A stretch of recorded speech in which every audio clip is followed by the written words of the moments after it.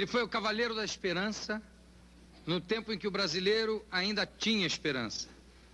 Chegou aos 90 anos e não desanima. Continua firme na batalha política. Eu vou chamar o camarada dos camaradas, Luiz Carlos Prestes.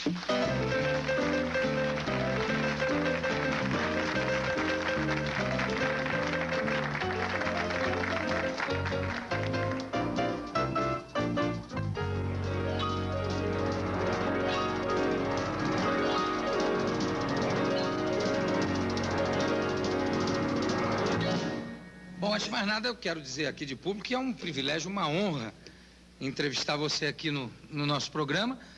Você que é mais do que uma personalidade, você é alguém que na história desse país está acima do bem e do mal, admirado pelas esquerdas, pela direita, pelo centro, um homem, um brasileiro acima de qualquer suspeita, um brasileiro que deu provas de amar o seu país como poucos deram, independente de ideologias ou de posições políticas. E eu começo perguntando, você ainda se considera um camarada? Lógico que sou um camarada. Eu tive todo esse apoio que está me dizendo, né? Mas eu já fui expulso 2 vezes do Exército Brasileiro, compreende?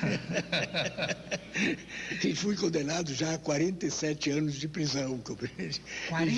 Mas chegou a passar 47 anos? Não, passei 9 anos. 9 anos. Completamente isolado, né? De maneira que esses elogios aí, a mim, quase que compensam, né, a realidade da vida, né? Porque a realidade da vida foi outra. Mas os elogios não chegam a ser nem elogios. Não, é pura verdade. É só ler a sua vida, ver a sua batalha, que a integridade já aparece sozinha, não precisa nem fazer força. Agora, você falou 9 anos de prisão, isolado. E quantos anos de exílio? Exílio foram alguns 10 a 15 anos. Eu estive exilado na Argentina, no Uruguai, depois na União Soviética, depois voltei ao Brasil, depois estive 8 anos e meio ultimamente na União Soviética, de 71 até 79, né? Depois de 64, né? Depois de 64 eu passei 7 anos de clandestinidade aqui no Rio de Janeiro mesmo, né? 7 anos sem sair daqui? Sem sair daqui, clandestino. E você acha que ainda dá para ter esperança? Muita. A esperança existe.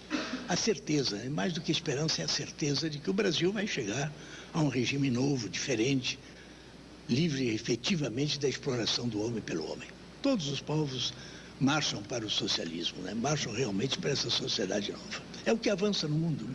Mas isso você acha, a nível de Brasil, a curto, médio ou longo prazo? Não se pode nunca ser profeta nesse sentido. Pode ser um fenômeno político qualquer, pode precipitar os acontecimentos. Porque você, no fundo, é um extraordinário otimista, não? Sim, sou. Eu tenho uma grande confiança no nosso povo. Eu tive contato, de fato, com o povo mais miserável do interior do Brasil, né? Percorremos 25 mil quilômetros em contato, atravessando 13 estados do Brasil, né? E aí vi o que é o povo brasileiro, o analfabeto, né? Em poucos dias ele assimilava a nossa tática de guerrilhas e derrotava um coronel comandando 2.000 homens. Não viu? Porque um analfabeto. A coluna Prestes percorreu o quê? 25 mil quilômetros. Foi. E instituiu a guerrilha antes da guerrilha, vamos dizer. Não, era a guerrilha. A tática de movimento, da guerra de movimento, né, foi levantada por nós, né? Porque quem conhece a realidade brasileira, a extensão do nosso país, né?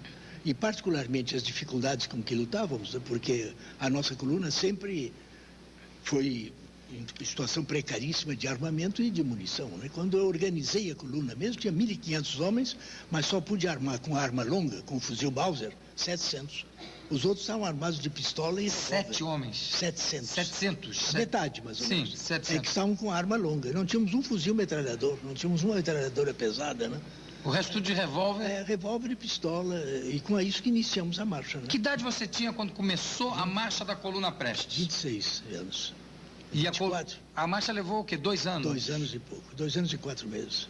Agora, você acha que hoje, com o Embratel, comunicações e tal, seria possível o surgimento de uma coluna, como a coluna Prestes? Não é possível. Hoje já não há mais condições para isso. Naquele momento era oportuno, era o possível, e nós derrotamos 12 generais brasileiros, né? Porque a tarefa deles era liquidar com a coluna, eles não liquidaram. Nós fomos vitoriosos, né?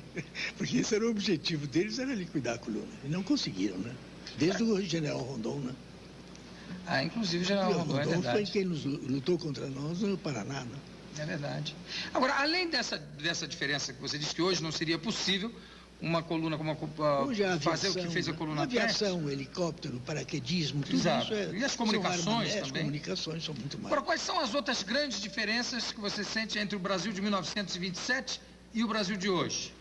Não, há bastantes diferenças, né? O progresso, mesmo nas grandes massas do interior, é grande. O capitalismo penetrou no campo. Hoje as grandes fazendas são todas elas de orientação, a formação econômica e social dominante já é capitalista, já empregam máquinas, já empregam adubos, né? De maneira que a penetração do capitalismo no campo já modificou muito a situação. Embora o essencial continue no mesmo nível que é a falta de terra para o trabalhador, né? 80% do camponês brasileiro não tem um palmo de terra nesse país imenso. Isso é um paradoxo, né? Parece um paradoxo, pelo menos, né? A terra está toda nas mãos de 4.000 fazendeiros, né? São donos da maioria da terra. E agora, com essa Constituição, a coisa piorou ainda mais, né? Porque nenhuma terra útil, nenhuma terra produtiva, diz na Constituição, pode ser desapropriada. Mas nem que vamos desapropriar só terras improdutivas para entregar a quem? Quem é que quer terras Também improdutivas? fica um outro paradoxo. Se ela é improdutiva... Como é que vai se desapropriar? Agora, Prestes, você teve uma formação totalmente militar. Estudou no colégio militar, né? E como é que você conseguiu conciliar essa sua rebeldia com essa formação militar? Não, o início foi um movimento tenentista que surgiu em 21, 22 no Brasil. A jovem oficialidade, formada num curso universitário, era contra a República Velha, né? A fraude eleitoral, a corrupção da justiça, né? A falta de liberdade de imprensa, tudo isso nos incomodava, né? Mas aí que os tenentes, os oficiais jovens, em 21, 22, formaram o chamado movimento tenentista. Foi daí que surgiu. Esse movimento coincidiu com a sucessão presidencial de 22, né? Em que o Bernardes foi eleito presidente da República, né?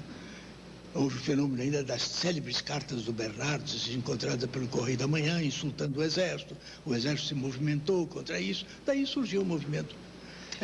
Foi a primeira crise econômica do após-guerra, da primeira após-guerra, foi justamente em 21, 22. Agora, o movimento tenentista não tinha uma ideologia específica. Eram os liberais, né? O Cordeiro de Farias fazia parte do movimento. Foi, o Cordeiro de Farias, João Alberto, Luiz de Barros, o Djalma Dutra e outros, né?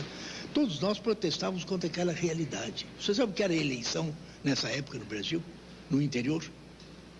Aproveitava o domingo da missa, para que os verdadeiros eleitores do fazendeiro assinassem um livro. No dia da eleição, o livro já estava feito, a eleição já estava feita. Aqui no Rio de Janeiro, mesmo aqui no Rio de Janeiro, o voto não era secreto. Mas é que o indivíduo, cada um que tivesse um diploma, podia votar, um título, uma carteira de identidade, né? Mas ele podia votar 2, 3, 4 vezes, quantas quisesse. Quer dizer, não havia controle nenhum.